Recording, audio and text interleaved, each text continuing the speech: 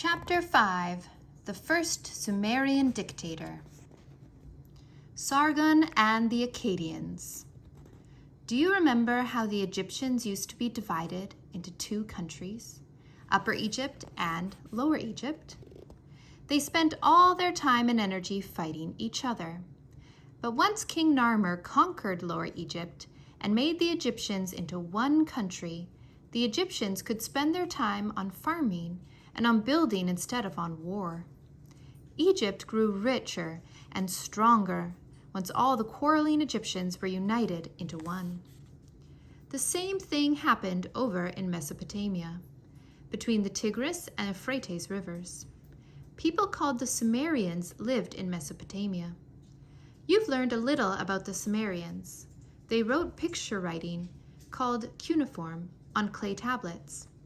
The area where the Sumerians lived was called Sumer. But Sumer wasn't really one country. It was filled with villages of farmers. The villages grew larger and larger until they became cities. Each city built thick walls and high towers to protect itself.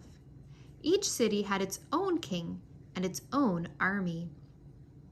And the cities fought with each other all the time. We call them city-states because each city was like a separate country. The cities put all their energy into protecting themselves from their neighbors. But one Sumerian wanted to make all the quarreling cities into one country, just like King Narmer made Egypt into one country. This man was named Sargon. There are many stories about Sargon. One of the oldest stories says that he had no parents. He just floated down the Euphrates River in a basket when he was a baby. The basket got stuck in the reeds at the edge of the river near a city-state called Kish. One of the servants of the king of Kish happened to be down at the river getting water in a jug. He heard a strange sound. Where was that sound coming from? The servant saw a basket. He bent down to look inside and saw a crying baby, the baby Sargon. The servant took the basket back to the palace of the king of Kish. The king gave him permission to keep the baby and raise it. So Sargon grew up inside the palace. He became strong, handsome, and popular with the other courtiers. He even became the cupbearer to the king.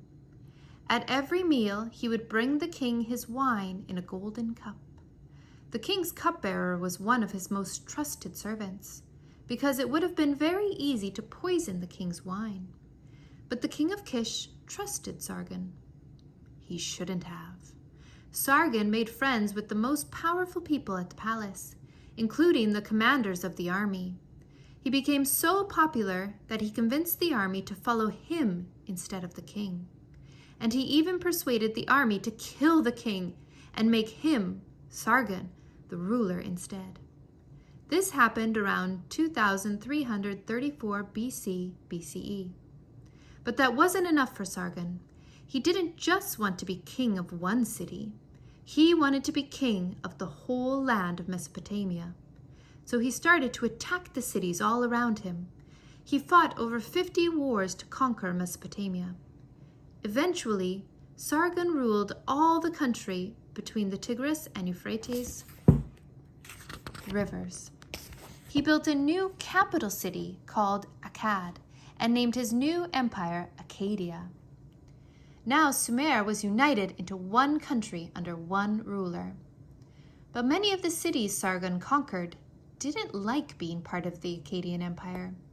They were used to making their own laws and running their own affairs. Sargon knew that to stay in charge, he would have to make the cities all obey his laws.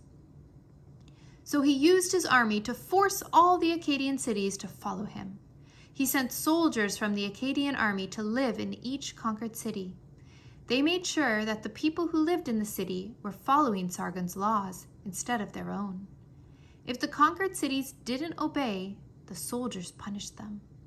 This is called a military dictatorship. Military means having to do with the army. A dictatorship is when people have to obey the government without asking any questions. In a military dictatorship, the army is in charge.